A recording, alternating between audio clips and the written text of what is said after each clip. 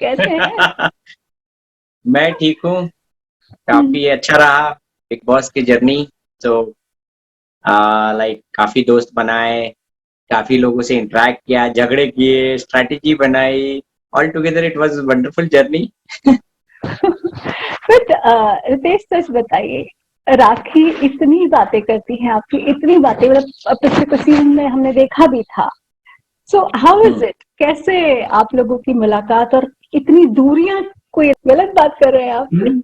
ये सिचुएशन ऐसी थी। अदरवाइज सही आप बता रही हो कि राखी जैसी लड़की को कोई मिस मीन्स कोई छोड़ेगा। डेफिनेटली राखी ने मुझे एक्सेप्ट करके मेरे ऊपर एहसान किया, और उसने बहुत सारी चीजें हैं। लाइक जिस टाइम उसने मेरा हाथ थामा था, उस टाइम रियली मेरे लिए सबसे अपनी लाइफ का सबसे ब्लैक पीरियड था, कह सकते हो। तो डेफिनेटली बट हालात ऐसे थे, बिकॉज कोविड का सिचुएशन था, मैं ट्रैवल नहीं कर सकता था। बहुत सारी चीजें अदर भी थी, और जिसके वजह से हम लोग मिल नहीं पाए। एंड 2 साल से हम लोग ओवर फोन ही बातें करते थे। तो आई मीन लाइक ये सिचुएशन था, कह सकते हो। अदरवाइज डेफिनेटली राखी को मैं आई मीन वैसी लड़की को कोई भी एक दिन भी अकेला नहीं छोड़ेगा। सर्टनली। फिर भी एक बात मुझे बताइए, राखी की ऐसी क्या बात थी जो आपको बहुत अच्छी लगी और आपने इतना ये कदम लिया और उसके इतने करीब पहुंचे आप जिंदगी में? राखी की सबसे बड़ी अच्छाई जो है ना, वो ऑनेस्ट है। ऑनेस्ट, हर बात में वो ऑनेस्ट है। बिकॉज मैं राखी को जहाँ जो कि ऑनेस्टी हो सकता है मेरे में भी ना हो उतनी ऑनेस्टी, बिकॉज राखी को अगर एक कोई प्रोजेक्ट भी मिलता है, या कहीं कोई फिल्म मिलती है, या कोई गाना मिलता है, वो बंदी सबको फोन करके, जितने भी उतने दोस्त जो उसके सर्किल में, फोन करके बोलती है, बोल उनको समझाती है कि तू ये काम कर ले, मैं इनसे बात करती हूँ, तू ये ले ले, वो ले ले, ये रोल कर ले, क्यों भाई तू छोटा। मीन सबके लिए सोचती है। सबसे बड़ा पॉइंट ये है कि जो बंदी सबके लिए सोचे, सबका दुख दर्द सोचे, मैं डेफिनेटली वो उसकी अच्छाई मुझे इतनी भाई कि लाइक वो सबको एक एक को फोन करके एक एक के बारे में सोच। लोग उसको महीनों फोन नहीं करेंगे, लेकिन वो जहां उसको कुछ मिला है, वो एक एक बंदे को फोन करके बोलेगी कि भाई क्या कर रहा है, अगर तू बैठा है तो ये काम कर ले, बहन ये कर ले, वो कर ले। मीन सबके लिए सोचती है, ये उसकी अच्छाई मुझे बहुत पसंद तो फिर क्या हो गया भाई, इतना घर के अंदर तो हमने बहुत ऊपर नीचे उबड़ खाबड़ रास्ते देखे। है। नहीं, वही मैं जनता को बताना चाह रहा हूँ कि वो मेरा गेम प्लान था, जो कि मुझे ही उल्टा पड़ गया। वो मुझे ही उल्टा पड़ गया कि क्योंकि ऑलरेडी उस हाउस में एक लव एंगल था। मेरा लव एंगल, बिकॉज मैं शर्मिला किस्म का इंसान हूं, मुझे नहीं लगता कि मैं करण के बराबरी में कर पाता लव एंगल, क्योंकि मेरे से तो नहीं पॉसिबल था। मैं एक शर्मिला किस्म का इंसान हूं, जो है राखी के साथ मैं बहुत ही कंफर्टेबल हूं। बट हाँ, over over means at least TV 2050 mean 250 कैमरे के सामने डेफिनेटली मेरे से बहुत ही लाइक मैं जानता था वो मेरी वीक पॉइंट है। तो इसीलिए मैंने दूसरा एंगल सोचा था, जो कि मैं और राखी लड़ाई करेंगे। दो ऑलरेडी ग्रुप चल रहे थे, करण और समिता के, जो कि सेफ जोन में थे। मैं अगर लड़ाई क्रिएट करता, तो कुछ लोग मेरे साथ आते, कुछ लोग राखी के साथ आते, और लास्ट के वीक में मैं अपना लव एंगल दिखाता, जो कि मेरे ही अगेंस्ट बैकफायर हो गया। और मैं बाहर हो गया। अरे यार, अच्छा एक बात बताइए, जब आप घर के अंदर भी थे, सर्टनली आप तक तो न खबरें पहुंचती होंगी न फोन आते होंगे, इस बीच फर्स्ट वाइफ को लेकर भी बहुत सारी बातें हुई है। Would you like to share something about it? या डेफिनेटली मैं चैनल के माध्यम से शेयर करूंगा कि मैं उसका सारा एलिगेशन मैं बकायदा, क्योंकि लोग एक पक्ष सुने हैं, अभी मेरा पक्ष सुने नहीं है। जो बंदी आई मीन आपको थोड़ा सा क्लिप्स ही दे रहा हूं। जो बंदी खुद ही कुछ कुछ बोल रही है, जैसे जिस पति के साथ वो रही है, उस पति को बोलती है कि लोअर स्टैंडर्ड है, लाइक दो जींस पहनता है, लाइक आई मीन जो बंदी, और खुद ही एडमिट कर रही है 2 लाख सैलरी है। तो आप बताओ मुझे कि भाई, मेरे लिए तो मैं किसी के पैसे पे नहीं जाता, बट फिर भी जो लोग 2 लाख सैलरी 2014 में कमा रहे हैं वो डिसेंट लाइफ जीते हैं। मुझे नहीं लगता है कि वो लोअर स्टैंडर्ड जो ये कह रही है, और स्टैंडर्ड की बात कहां से आती है? सब इंसान है यार, सब अपनी लाइफ जी रहे हैं। आप अगर लोअर स्टैंडर्ड था तो आप शादी क्यों की? पहला मैं, और आज भी मैं इतना ब्रूटल था तो आज भी आप डिवोर्स देने से क्यों कतरा रही हैं? आप मेरे बच्चे से मुझे बात कराने नहीं देती है, मेरे बच्चे को क्यों मेरे माँ बाप से क्यों आप बात नहीं कराने देते? आप कभी आज तक क्यों मेरे माँ बाप से कभी नहीं बात की शादी की इमीडिएट बाद से? तो कहीं ना कहीं दुनिया को सच्चाई पता चलेगी। आप उनसे पूछिए कि 2 बार आप किसके साथ भागी हैं।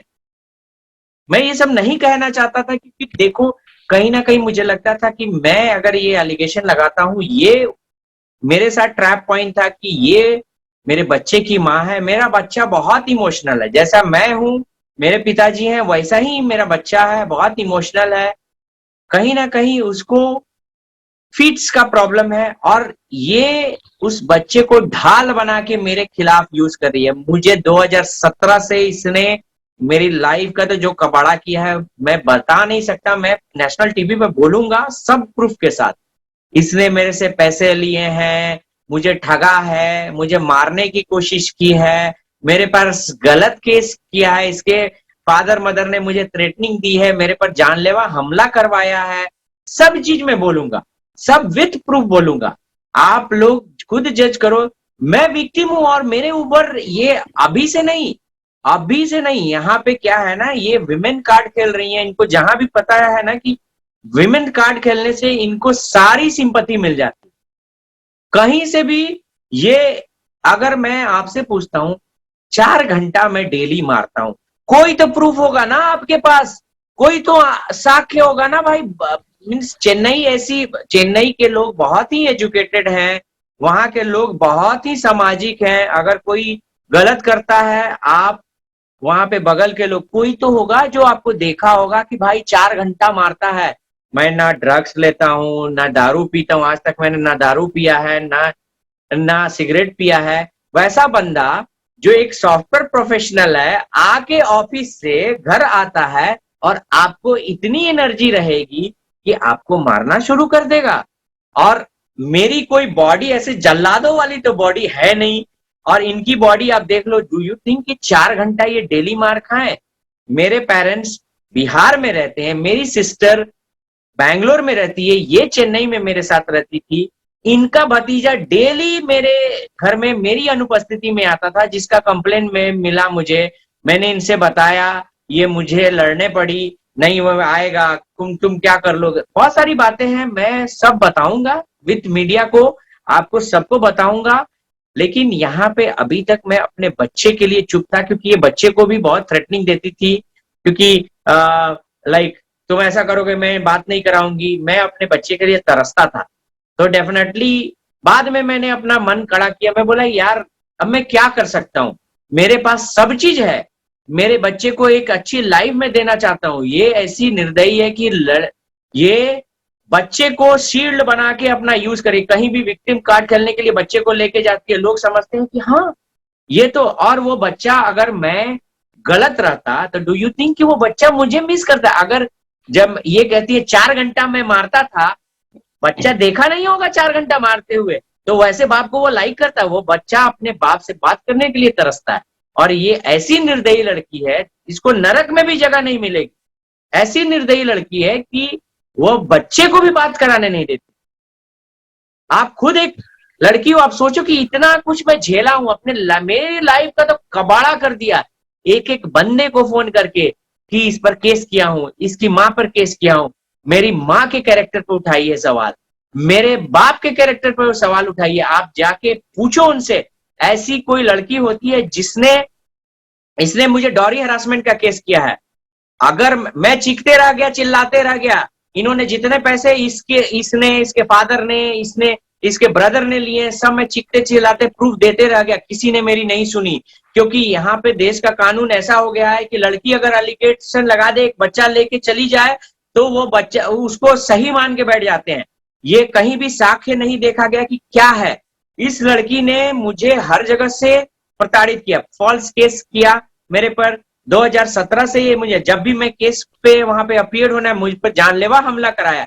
मेरी बहन की शादी तक होने नहीं दे रही थी, सब जगह फोन कर करके कहती थी इस पर केस है, इससे शादी मत करो। ऐसी घटिया लड़की है। मैं अभी इसकी डिटेल्स सारे लोगों को मैं बताऊंगा। और जो है एक्सट्रीम, मैं रहूं ना रहूं, ये जो भी करवाएं, इन्होंने बहुत धमकी दी, मैं ये करवा दूंगा वो करवा दूंगा, मैं उसके लिए सबके लिए तैयार हूं, मैं हमेशा तैयार हूं। बट अब एक्सट्रीम है, क्योंकि एक्सट्रीम कितना इंसान बार बार मैं संभलूंगा, बार बार आप नए पैतरे के साथ आ जाओगे मुझे बर्बाद करने के लिए। मैं एक ही क्वेश्चन पूछता हूं, मैं इतना बुरा हूं तो आप डाइवोर्स क्यों नहीं दिया अभी तक? मैं तो चीख चीख के बोल रहा हूं मुझे अभी दे दो। मैं तो लोगों से भी बोल रहा हूं भाई मुझे अभी दे दो, मैं अभी तैयार हूं। ऐसा ब्रूटल पति, इन्होंने सीधा अपना नेगेटिव ये किया। आप पूछिए कि 2 बार किसके साथ, क्यों अपने भतीजे के साथ भागी थी? वो भतीजा क्या करता था? लाइक मेरे घर पे आने पे मुझे कंप्लेंट मिला, मेरे घर के पे जैसे मैं ऑफिस जाता था वो आता था, जब मेरे जाने के बाद वो क्या ये था। बहुत सारी चीजें हैं जो मैं ऑन कैमरा बताऊंगा, अभी नहीं मैं बताऊंगा, क्योंकि इनके पास और ये जो चेन्नई में केस की उसके बाद उसको विड्रॉ की, क्यों की इनको पूछना है। क्योंकि वहां पे पुलिस जब इनसे क्रॉस क्वेश्चनिंग करने लगी कि तुम, उन्होंने, पुलिस वाले तो बहुत स्मार्ट होते हैं, हम लोग तो बेवकूफ, मैं सीधा साधा इंसान था, मेरे घर वाले सीधा साधा थे, इनको इंक्वायरी नहीं किया और मैं फंस गया। बट पुलिस वाले स्मार्ट थे, जब इनका और वो लड़के का जब बैठा हुआ देख लिया और बात करते देख लिए तो समझ गए कि इनके बीच कुछ है और ये फॉल्स एलिगेशन लगा रही है। तो पुलिस वाले जब क्वेश्चन करने लगे, ये देखिए कि जब फंस रहा हूं, तो इनका जो बंदा था, जो इनका भतीजा है, उसने बकायदा लेटर लिखा कि नहीं हमको कोई केस नहीं करना है।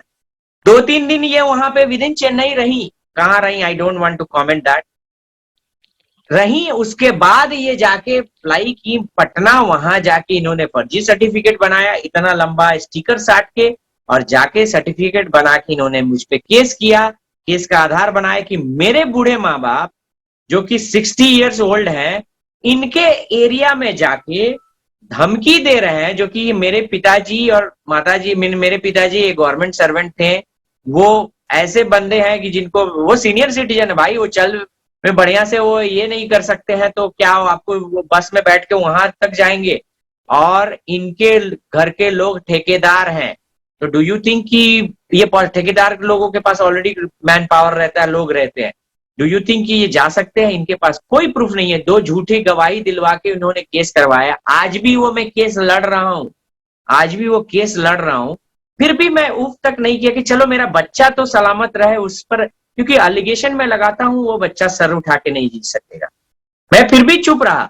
आज जो है मुझ पर जानलेवा भी हमला हुआ। इस लड़की विद इन 2 बार मुझे जहर दे के मारने की कोशिश की है, फिर भी मैं चुप रहा कि चल यार जो होगा देखेंगे यार, ऊपर वाला है, जो है चलो झेलते रहो, मेरा बच्चा तो खुश रहेगा। लेकिन अब एक्सट्रीम हो गया, क्योंकि कहीं ना कहीं मुझे लगता है कि मेरी अच्छाई को कहीं ना कितना संभलेगा इंसान। एक कोई, मैं बॉर्न इन गोल्डन स्पून नहीं हूं, मैंने बहुत मेहनत करके एक मुकाम बनाया है, उस मुकाम को आप बार बार तोड़ोगे, कितनी बार मैं संभलूंगा?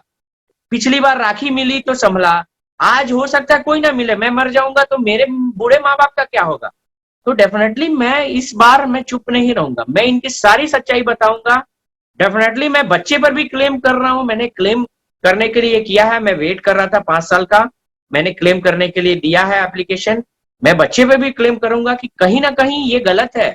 आप किसी को, और इसको जनता से ही बोलूंगा कि आप जेंडर स्पेसिफिक ना देखें, क्योंकि आज इसको वेपन बनाया जा रहा है।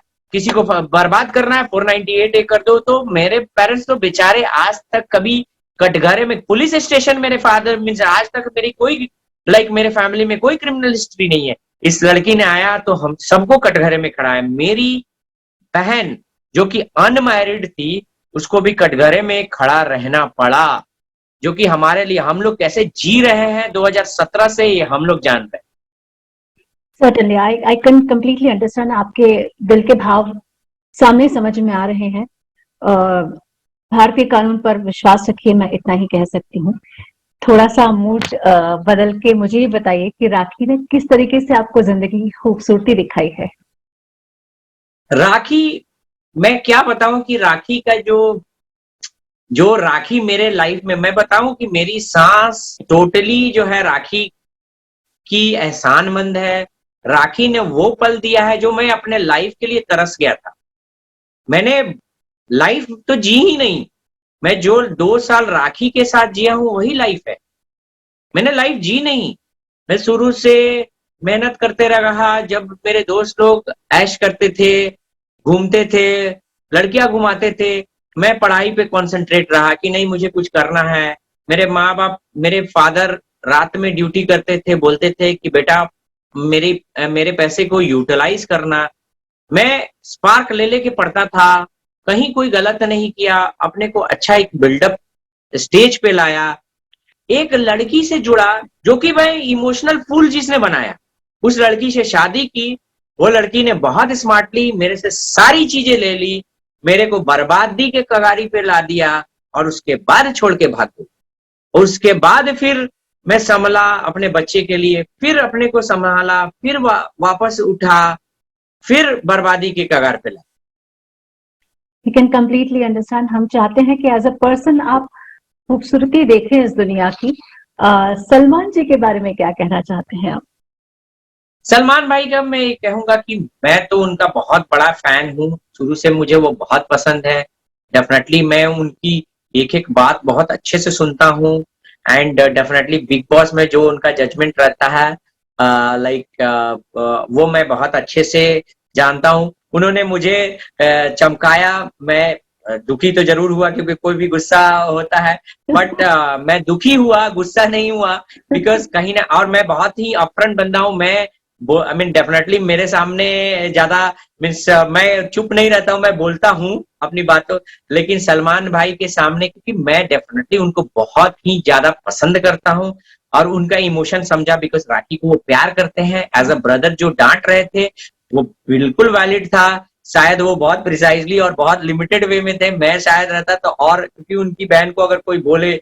बट हाउएवर मैं यही बोलना चाहूंगा कि वो मेरा गेम प्लान था जो कि मुझे ही उल्टा पड़ गया और मैं कुछ और दिखाना चाहा।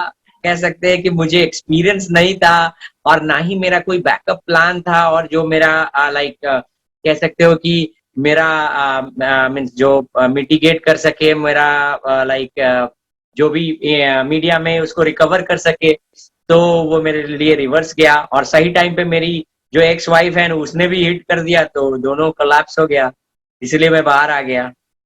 चलिए ठीक है, शायद इसी में कुछ अच्छाई छुपी होगी, शायद इसमें कुछ नयापन छुपा होगा। आपसे रिएक्शंस जानना चाहती हूँ। आपके हिसाब से अभिजीत को आप क्या कहेंगे?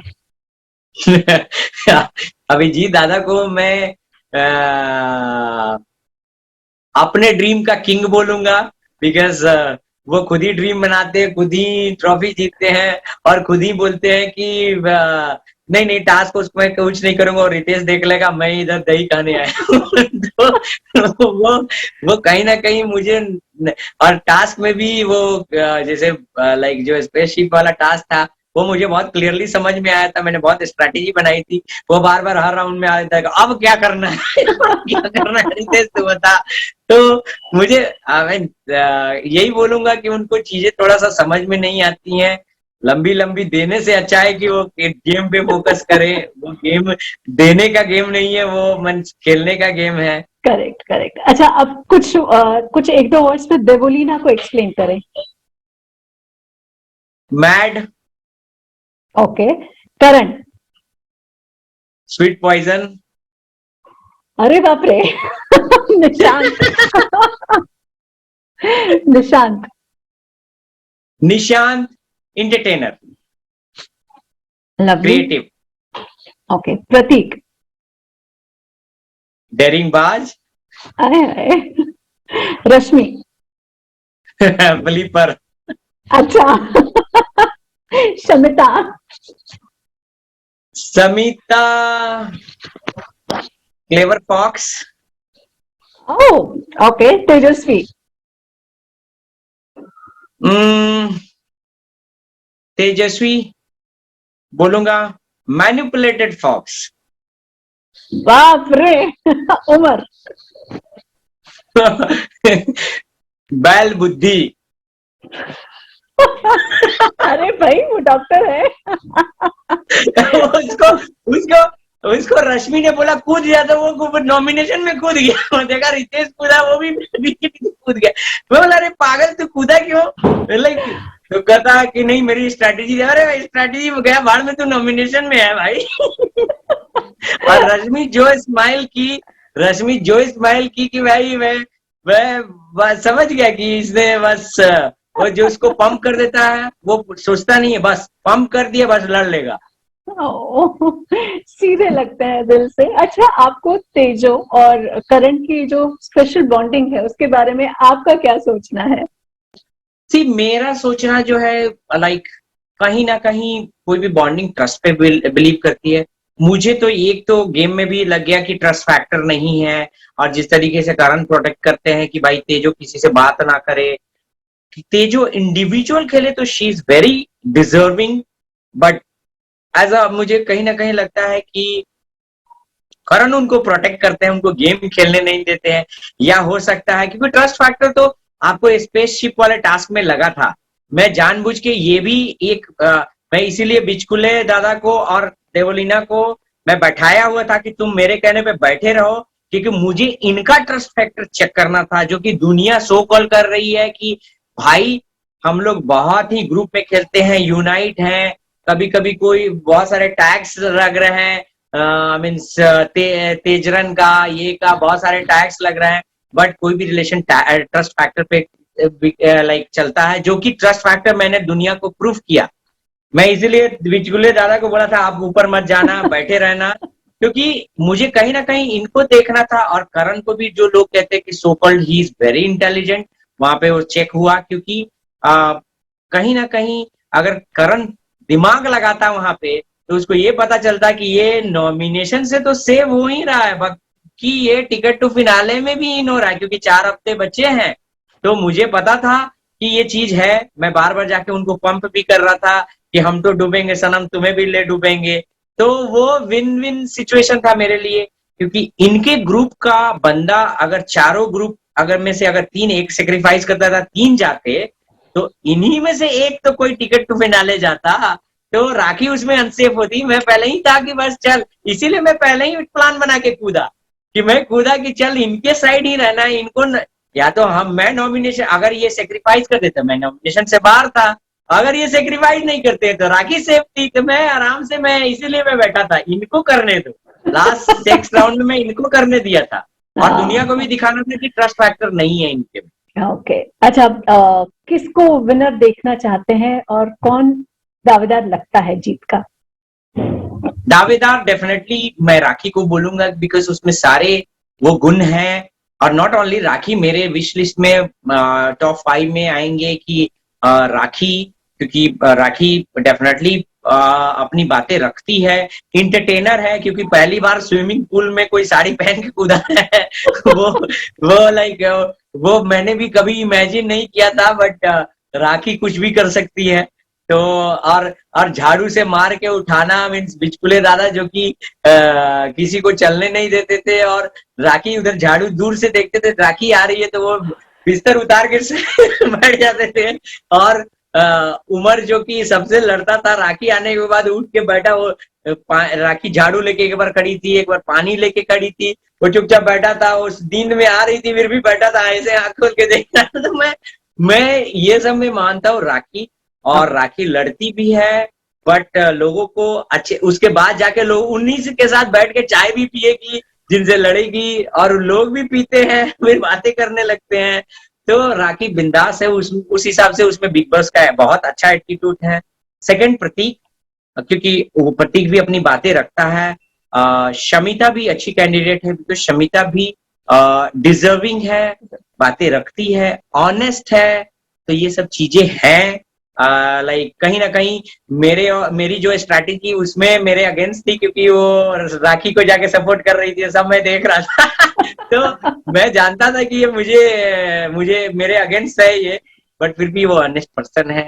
एंड करण और तेजू को भी मैं बोलूंगा, बिकॉज उनका वोट बैंक अच्छा है, बट कहीं ना कहीं मुझे लगता है कि इंडिविजुअल खेले तो डेफिनेटली वो क्लियर विनर है। आई मीन एटलीस्ट तेजस्वी तो क्लियर विनर है, बट अगर ग्रुप में खेलते रहे तो मुझे नहीं लगता है कि वो ज्यादा दिन, क्योंकि ग्रुप में खेलने के बाद ट्रस्ट फैक्टर तो दिखा ही दिया आपको। अभी फ्यूचर में भी आप 3 या 4 की जो बॉन्डिंग है उसमें से 2 ही बचेगा, फिर 1 ही बचेगा, तो डेफिनेटली वो ट्रस्ट फैक्टर ब्रेक ही होगा। चलिए, शुक्रिया, बहुत बहुत थैंक यू आपका कि आपने इतनी सारी बातें कही। और हम तो यही चाहेंगे कि राखी जैसी खूबसूरत शख्स जो है वो आपकी जिंदगी में हमेशा बनी रहे, और बिग बॉस और उनके जो चाहने वाले हैं उनके दिलों में भी बसी रहे। आपका बहुत बहुत शुक्रिया। डेफिनेटली राखी हमेशा मेरे आखिरी सांस तक है। सो बहुत बहुत धन्यवाद आपका।